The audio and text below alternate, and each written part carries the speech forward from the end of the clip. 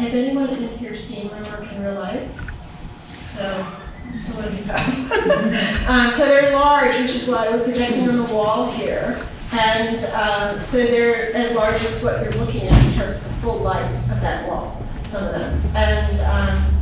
And so I'll just start. So, and you can ask questions if you have questions as we go.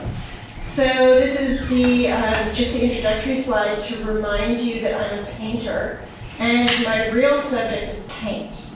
And the details that you just saw on those flanking images are details of a painting of mine. So the paintings look very realistic, almost photorealistic from a distance, which is ironic since that's the name of my new show.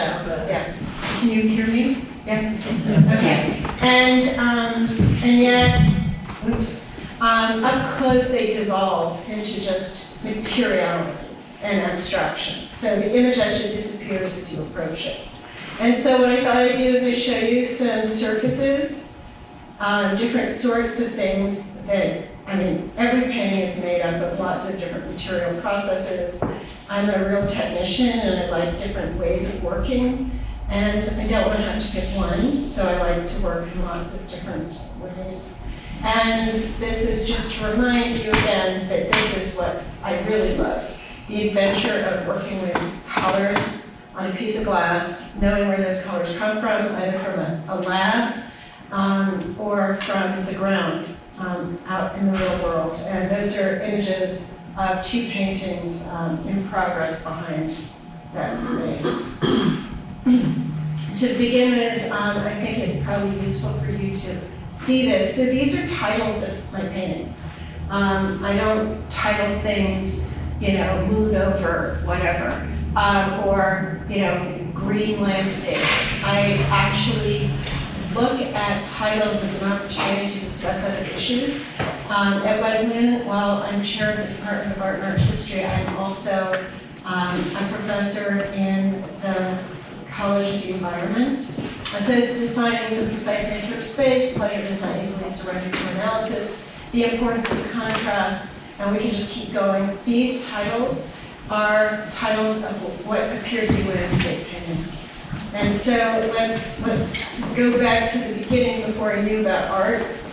And so I grew up in West Central Africa primarily, although I traveled a lot. This is Gabon.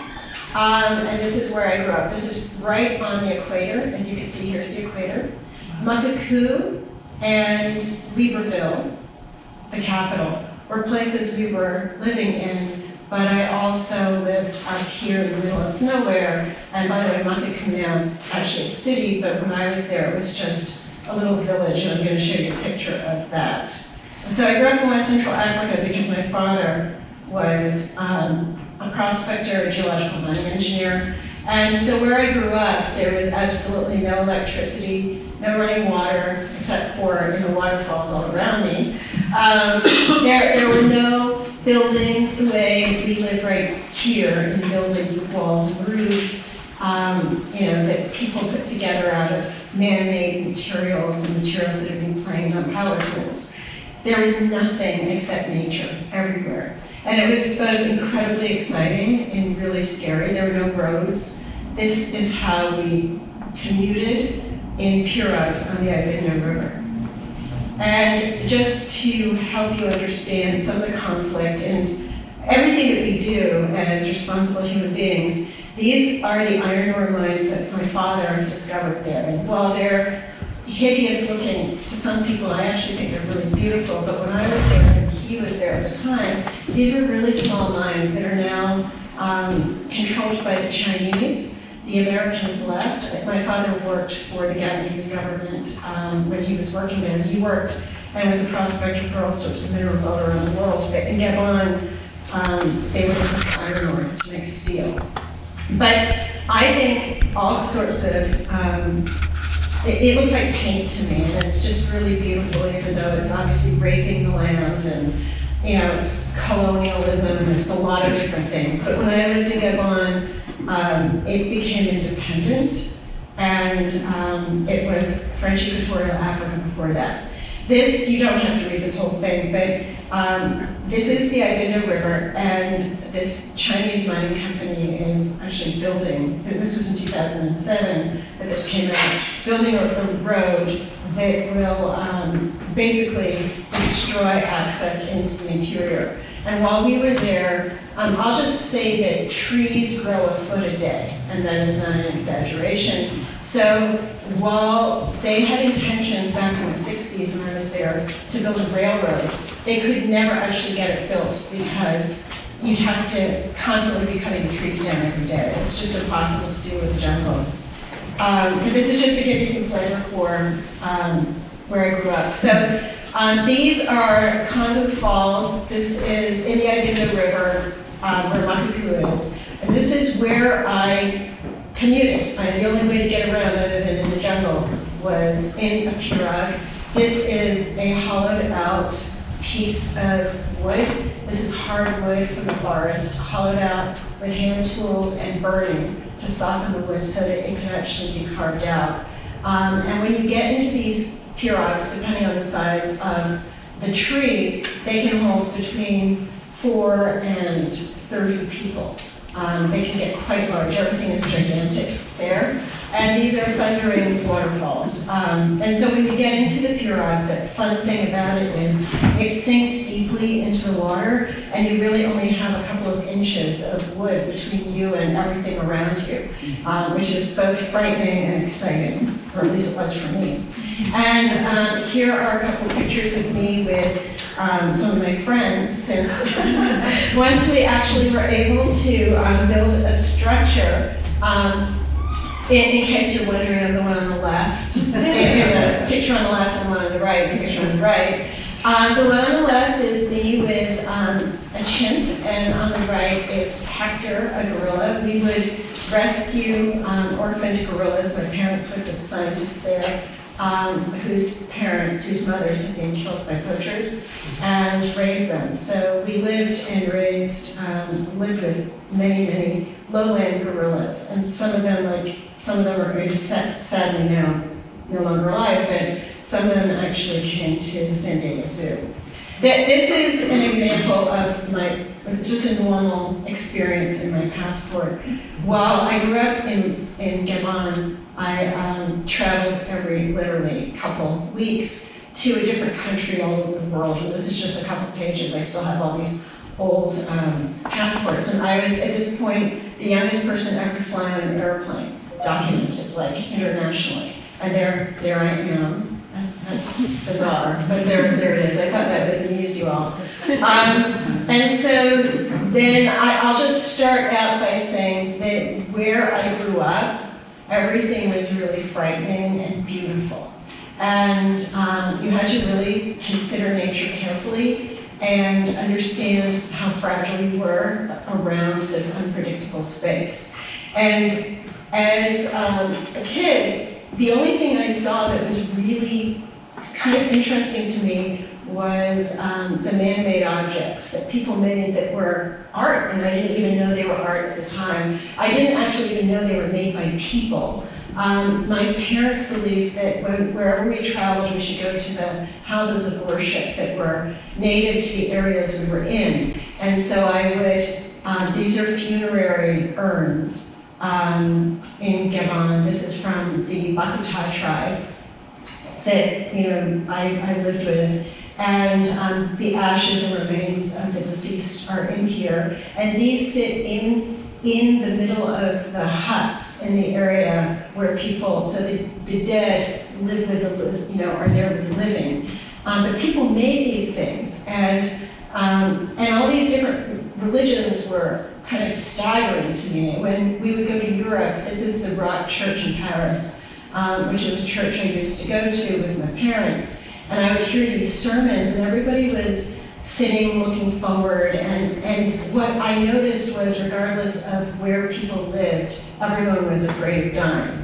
And religion was the way in which people dealt with the awareness of their future non-existence. And it was baffling to me and profound. This is where I lived. These are some huts that we built. This is on the Ivindo River. I lived with the pygmies, And I would be there, and then I would get into a pirogue, and we would go on the Ivindo River until we could actually reach a road and drive through the jungles to Libreville. And back in the day, some of you look like you might be my age, remember when you would just walk up the stairs on an airplane, you were outside. So we would be on the tarmac, and it would be really humid and hot, and get into an airplane, and the doors would shut. And then when we would land, like in Switzerland, the doors would open and cold air with the humidity would rush into the plane, and you'd walk down right onto the tarmac again and be surrounded with snow. And so I would go from here to here and back again. And that was part of my normal life.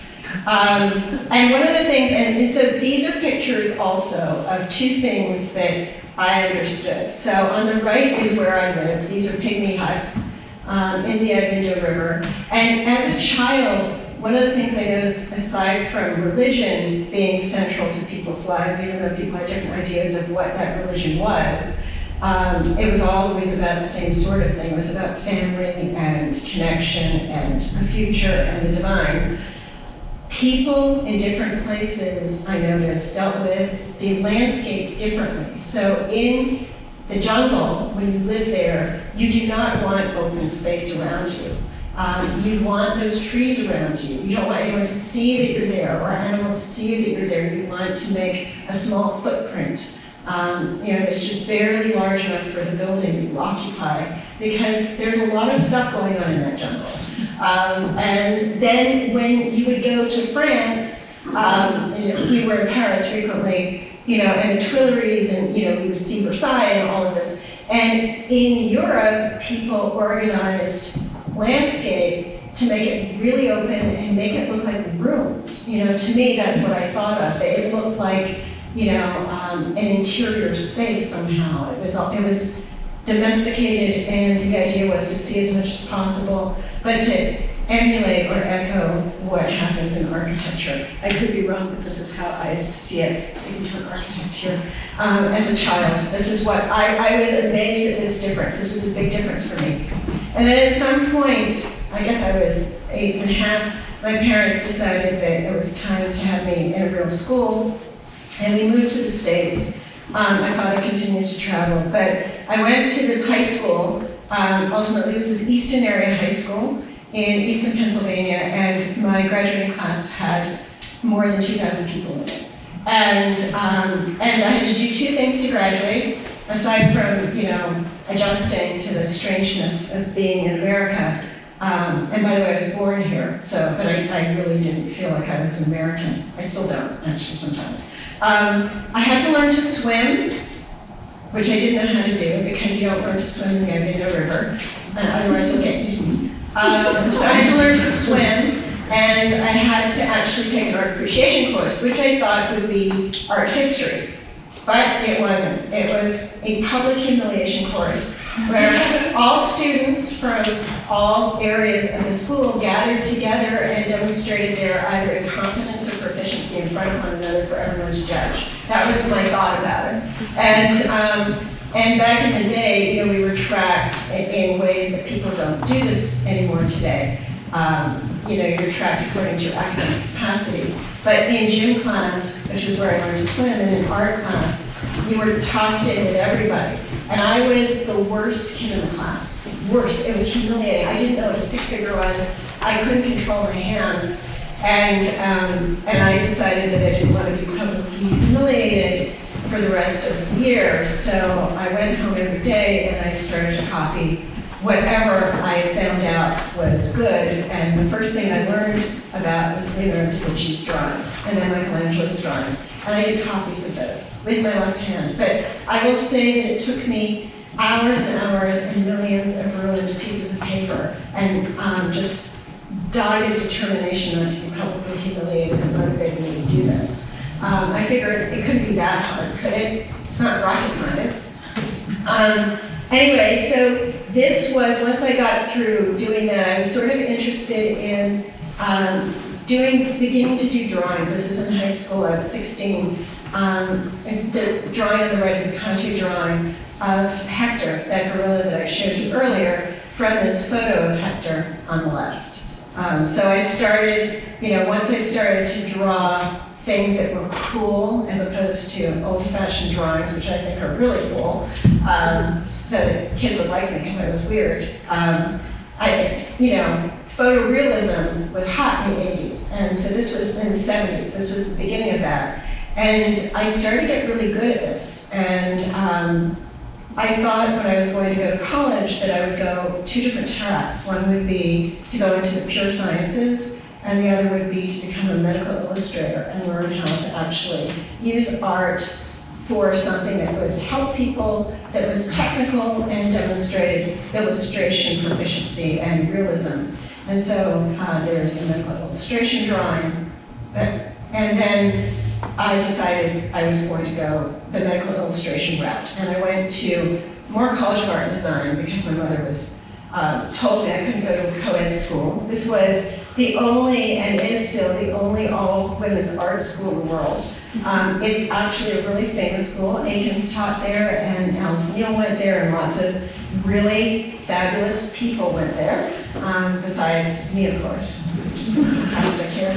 But this was the view, and it felt like Paris. Look at this. This is the view on Logan Circle, and these were my teachers. I had no idea what I was in for. So this was 1980, September. Phil Simpkin was my 3D design professor.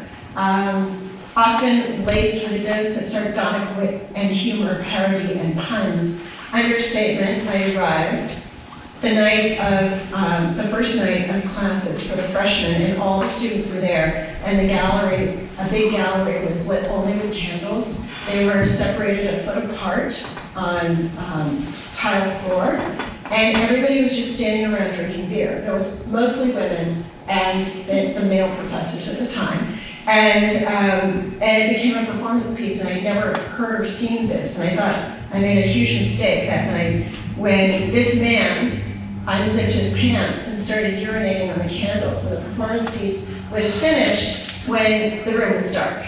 And at which point I regretted that I turned on my TV. But I stayed somehow and worked with this guy. I did not do performance work like that. And in retrospect, I mean, these are my professors that became my dear, dear friends, Harold Jacobs and David Bowman. And I'm still, Harold sadly is no longer with us, but I was friends with them my entire life. These guys really made a difference and helped me understand that I could actually be ambitious and do something. They were very supportive. And so was Alice Neal, who was there all the time. Even though she was not an official professor, and she was very old, she was there. And it was really inspiring to work with somebody who was so herself. It was fabulous. And at the time this was happening, the Gorilla Girls, have you heard of them? Yes. So I know some of these people. Actually, I can't tell you who they are. But this was happening, and I was in an all-women's art school, and this is the truth.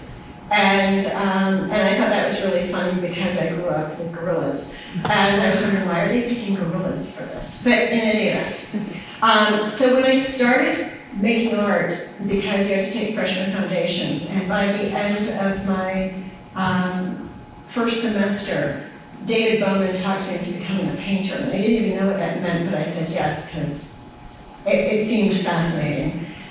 The only art I really initially understood was realism. So these are obviously Gerhard Richter. You could buy a Gerhard Richter painting for $5,000 at the time. In fact, at his first exhibition, they couldn't even sell them. This is an Alan McGee. I now showed Alan, so that was really quite amazing. And there's a lot of expressionism. I started to learn about people like Matisse I knew nothing about, and Jim Dine, who were visitors, and Jim Dine was there regularly. And what I really loved was photography.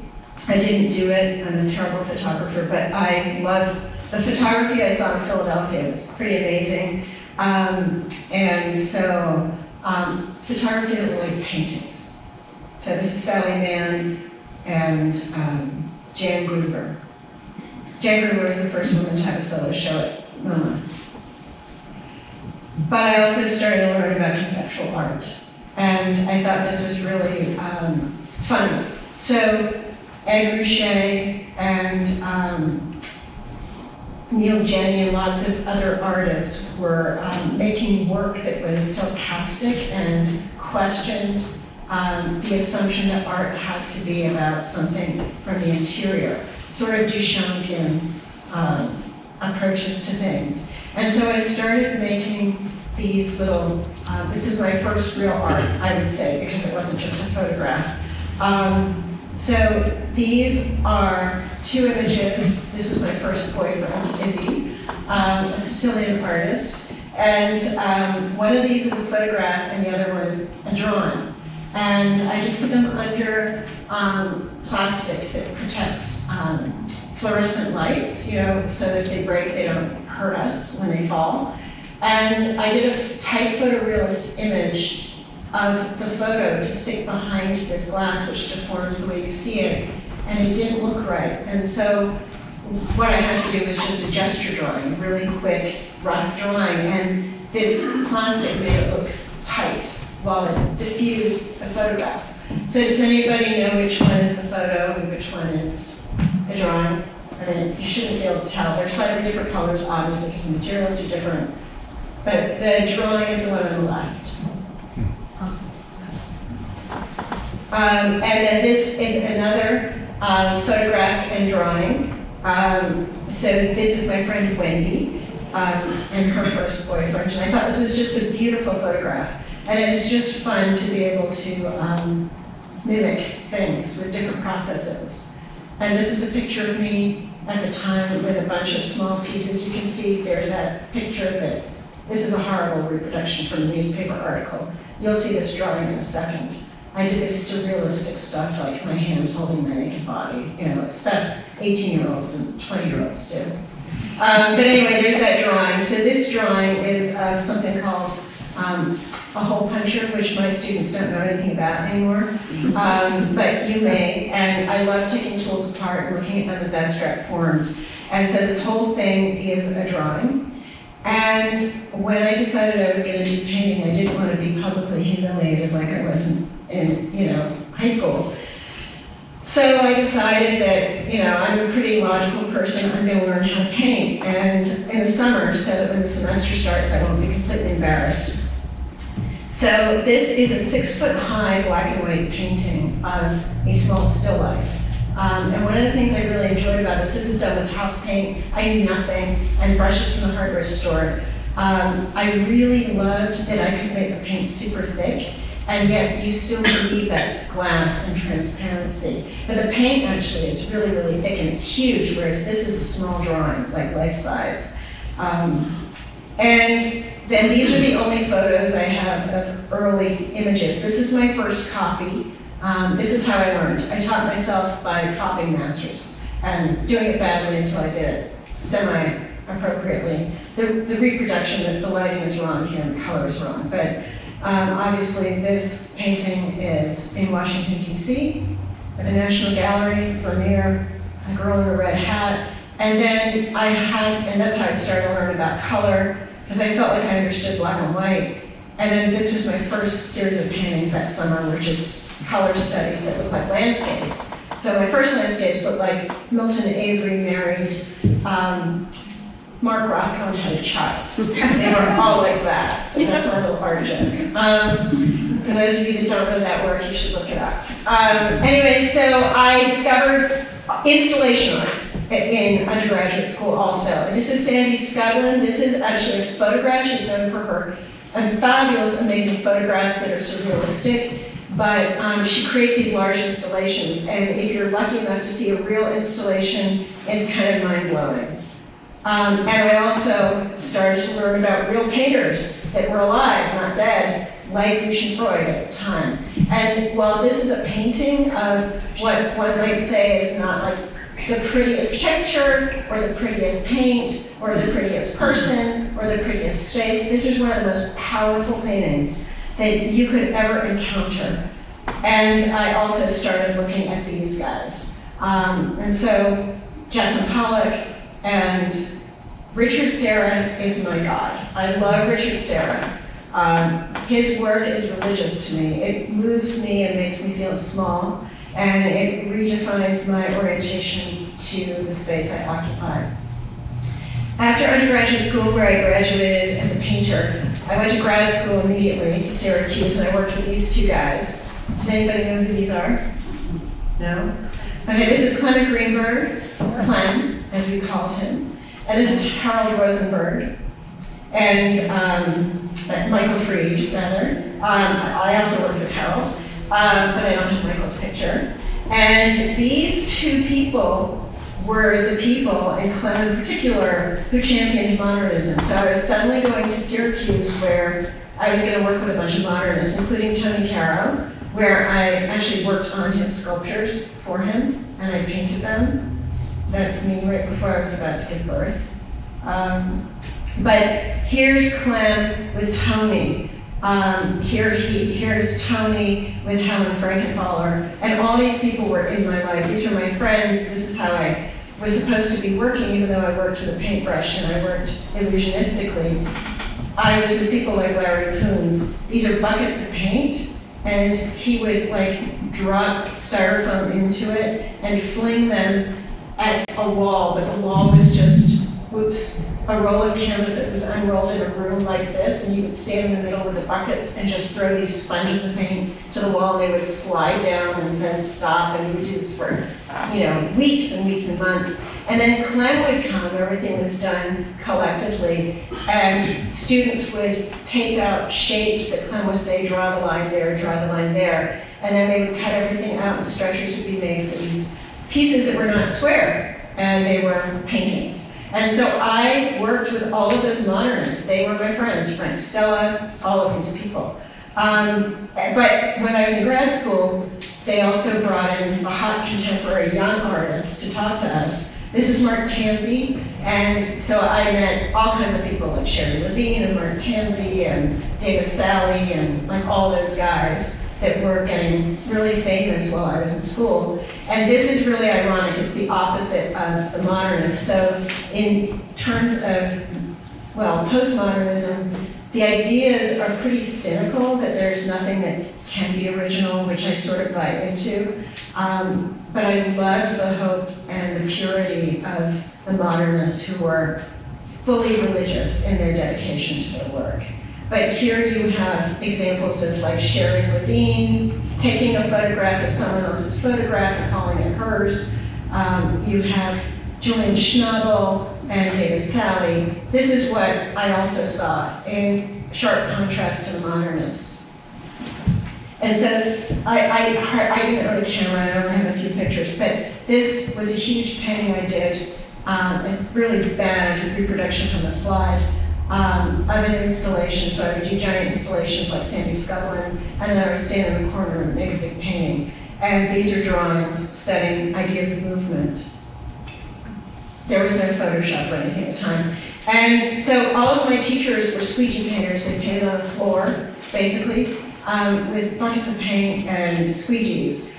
And I painted on the wall with a little sable brush and oil paint, and they were working with acrylic paint. And when the summer came around, I was still at school, and I was able to do what I wanted without my professors yelling at me. So I did this painting. So this is my little homage to Caravaggio. This painting is not terribly large. It's about this large. And the painting studios were right above the ceramic studios, and this is a plaster form that was used by some ceramic student. And they would just leave there to try to surround, and it looked like epic landscapes in, I don't know, like Greek or Roman ruins. And I thought it was really beautiful. There's my little homage to Caravaggio, who I loved. Caravaggio and Vermeer were my world at the time. And anyway, so I made this painting. And when I graduated from graduate school, I just started making work I wanted to make. I dropped everything off the strings onto the floor. And these are images of big drawings. The drawings are like 8 to 11 feet long. These are Conte drawings. still life objects that are lit with 12 individual dimmers that I had on the floor. I could alter the light so that you see illogical lighting relationships, but the image was realistic. And these are some of the things that I had. My studio was like a zoo. There's way too much stuff. But these are the things I drew. And I had a platform and I would arrange them on that, and then I would just draw them. And so I was making landscapes, basically. And secretly, I always made landscapes. Like after I started making those first landscapes, I just continued to do it to learn about color. And I would then give them away. So I'm going to show you the complicated way in which I made paintings back then. I would make a giant drawing from a still life. You'll notice that all those shadows are illogical. That's not the way it would work normally, but because they're drawn representationally, you believe it's real. It's man-made objects and natural objects. So it kind of does feel like a landscape, but it's an industrial one, like a man-made one. And then, after I did a drawing I liked, I was going to do a painting, but to get the palette, instead of painting the colors of the objects themselves, I would do a series of landscapes on paper. These are, the paper itself is Arches cover paper, so they're large sheets of paper. So these are oil studies of nothing, they're just abstract color relationships. And then I would pick the three I really liked, and then I would start to do a painting. So this would be the painting that came from that drawing. And this is all glaze painting. So for those of you that are painters, it's highly technical glazing. A la Vermeer, a la Caravaggio. That is what I loved to do, and that's what I did. Except when I was doing the landscapes, which were alla prima painting on ungessoed paper. These are two examples of giant drawings that I did, and I started to incorporate landscapes in the images that I was showing in New York, but it was too hard to see them. I would do master's copies. I don't anymore, but I used to every year do master's copies of obviously Caravaggio, and then I would use the information about the composition in an arrangement of my own work. And just so you understand scale, this is me standing next to one of my paintings. These are my paintings and my large drawings. You'll see another image of works in this space. This is at the gallery at Wesleyan University. These are pretty large. I like large stuff. I don't know why. It just seems like, it feels more like a landscape, even though, of course, as a landscape, it shrinks compared to the reality. And then I had a child. At which point I was like, screw all this difficult stuff I'm doing with these narrative still lives, which I really didn't want to do. It's time for me to just do what I want. And so this is my son, Gabe. This is us at a Rolling Stones concert. This is him as a little baby. And this changed my life. And it gave me a feeling of joy and the ability to just basically do whatever I want and not worry about what people said. I mean, I still do worry a bit, but I kind of don't care anymore. And turning 50 helped, and turning 60 helped even more. And now I'm 61, so I really don't care. I just want to do what I want to do before I die. So when I was playing with Gabe, I lived on a 3,000-acre farm. I did not own it. I rented a couple of buildings that we refurbished. And I was starting to play on the ground, and there was this corn crib fence that I put up. You can tell it's badly done, but it is what it is. And I would sit there and look at the landscape through this. This is Stising Mountain. This is Pine Plains, New York. And I decided I would start dividing landscapes. Like your brain tells you what's missing. And that was kind of cool, so I started doing that. I also was working at Wesleyan, and I was driving 2.5 hours in each direction twice a day. So I was looking at a lot of landscape as I was driving. This is my first show of landscapes. That was a solo show, and this was a show in Chicago. And this piece was one piece, and it was sort of a riff on Donald Judd's work.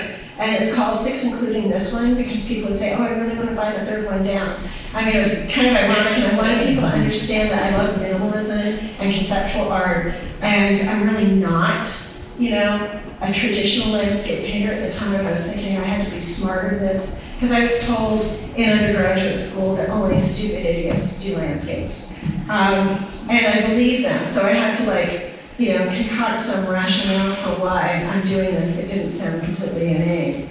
And this is what my studio looked like while I was working on these giant paintings that were these industrial still lives that were narrative. I was also working on these things, and I was looking at how the wall divided the landscape, and I was looking at the landscapes themselves, the rectangles, as still life objects, and I wasn't painting for photos, I was just making stuff up. And that's what I do. And so now I'm going to run through tons of photos real fast of paintings. And as you all know, a photograph does not look like a painting. A painting has a physicality, it has a scale, and it has a presence that you can't understand in a photograph, especially a bad one. So please forgive me for all of that. But I didn't like the white wall in between everything, and I figured I can control this. So I started making panels of canvas and grinding minerals that I put into my paint. And so each one of these colors is a color that's actually in these other landscapes. I had no drawings for this other than a graph paper drawing of the shapes of the rectangles and how they would fit together, but I never know what landscape I'm going to paint, still to this day, before I start doing it, and it changes a lot. I paint over it, I change it. I was really interested in how these might look like they're the same size or different sizes. This is just a panel of paint. These are fake. They're illusions of things that don't even exist. And then these are not fake. These are actual panels of color that are what they are. And I kind of think that paradox is amusing, or I did at the time.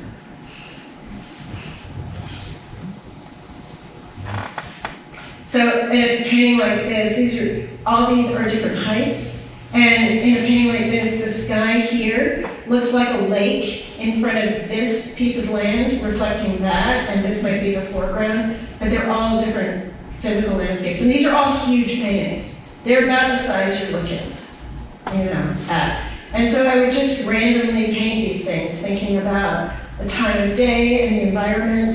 This is what my studio looked like at the time. I eventually bought Anthony Caro's studio in Incredale, New York, and worked there for many years. It was a perfect studio. It only had windows at the top. These are huge paintings, big, powerful paintings. I just wanted my work, and I still want my work, to make you feel small and amazed at the beauty of the world around you. I kind of want that religious impact. So this is not one piece, these are two separate pieces, and this is just so I can go through more images quickly for you. So you can see that I don't paint in one way, and it's sad because you can't see the textures and the processes. But I also don't work with one palette, and I'm really looking to expand the way in which I can understand what landscape is. So here's a big painting, this is a commission. This is how it started. Sometimes I'll start with the sky and drop in an image at the bottom. Sometimes I'll start with the bottom and figure out the sky. This painting is so large that it gets folded. These guys are 6 feet tall. I painted in my living room in New York City in the West Village. This is a painting in progress. And so those images give you a better sense of the scale of these things.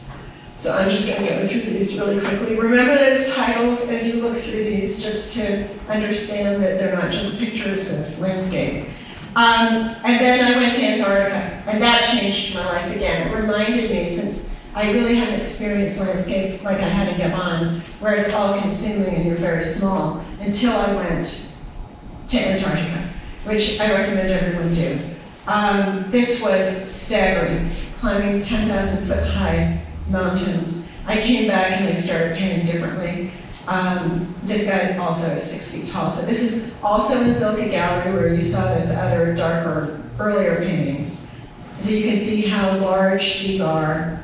And they're very evocative of mood and weather and environment. This one's called Civilization, Could Not Do Without It. And I just want to kind of place myself in a moment where I forget who I am as I'm making a painting. And in the end, I can stand in front of this painting and I'm not thinking about myself. I feel like I'm immersed in a space. So this is the beginning of a painting. These are pieces of progress. That's what this painting started like, was this. And then this book that some of you have purchased, thank you, was published by Abrams, a monograph on my life, and that also sort of changed my life. This is in Italy. It was printed at this incredible press. And then the opening book party was at Diane von Furstenberg's in the West Village. She is a friend, and she said, we should do this here, and it was really fun. And then I went back to Africa, and I hadn't been to Africa in years. So at this time I wasn't in Gabon, I went to the other side of Africa, to Kenya. And I went back for my work on a sabbatical, and I met this incredible man, David, who knew me from Facebook. And he's a master tracker. And we spent many visits together, walking on the ground with lions, like right near us, and it's pretty intense stuff. That's Mount Kilimanjaro. And I came back and I started painting differently after Africa, going back there again. This is a studio out west. This is near Palo Alto. This is Neil Young's property. It's an artist fellowship residency, and I started making small paintings for the first time in a long time because we couldn't get a truck up the road. And I made them all in black and white, and these were remembered landscapes from Africa. I didn't have any photos, and these are some of those landscapes. So they're small, and they're black and white. They're like dreams, like just trying to remember what it was like to walk through an area instead of relying on a photograph. And then I started making some bigger paintings.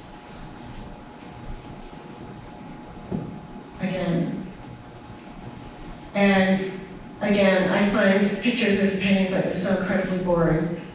So I'm going to show you the studio shots because they're exciting. So this painting started. This is a more traditional glaze painting process. I'm going to zoom through these. This painting has super thick paint. It went through many iterations. Remember this because I'll show you how it started. And I changed these paintings a lot. So this was actually a different image initially. So sometimes I'll do a desert scene and then it'll turn into a snow scene. Strange, weird things happen. I've got a couple of videos to quickly show you that are fun. These are images from my most recent show that's currently on at Gerald Milberg Gallery. And the other thing I do is I teach, and I love it, and I've been at Wesleyan since 1989. I was the academic dean, and I chair the department, and these students, it's just a privilege to work with people like this. I have parties for them, and we get together, we have painting reunions. These are just the painters. And we're a tight group, and they go on to become famous artists, which is really fun. So now I'm going to show you the fun part. This is, so they're a big part of my life, and they keep me engaged, because I'm by myself, otherwise in the studio. And so these are works in progress. So you can see that it's more fun to look at it. This was that painting in its first stages. That painting of the black and white mountain changed a lot. This is just so you can get a sense of luminosity and color, but they're brighter in real life than this. Here I'm painting one. And this is so you can see texture, how it's very different in different spots, different processes, looking down. And I also love to bake, which, by the way, is incredibly sensual, just like paint. I think of it as very similar.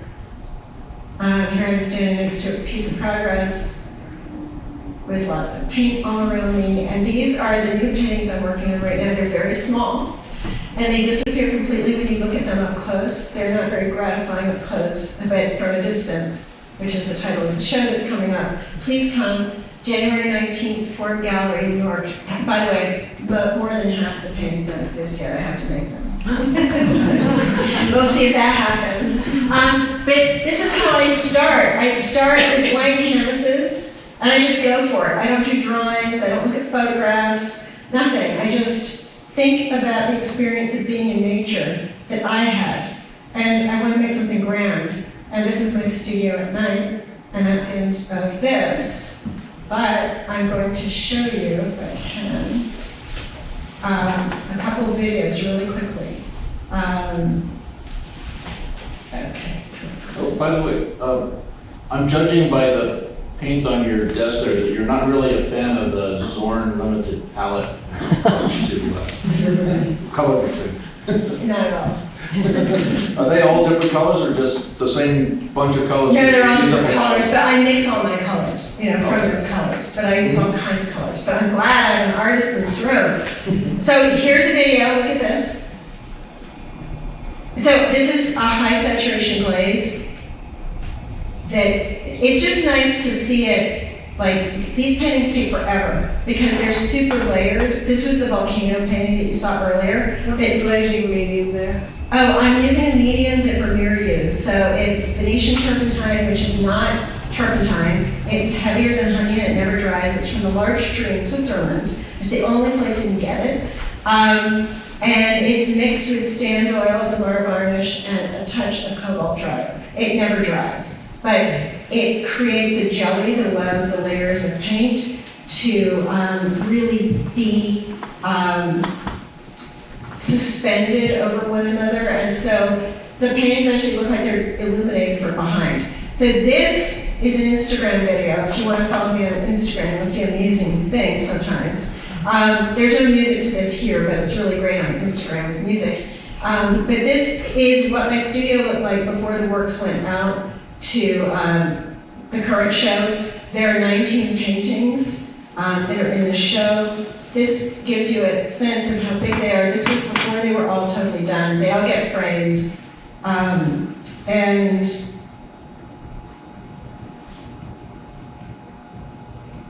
it just gives you a quick sense of how the physical space looks. It gets really crowded. I work on all of these simultaneously and more that I just didn't have the space for as I was attempting to figure this out.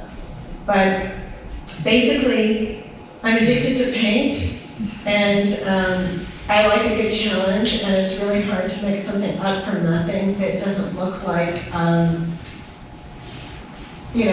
cartoon, which I like also, by the way, but I don't want to paint them. And anyway, that's what I do. So I'm happy to take questions. Thank you.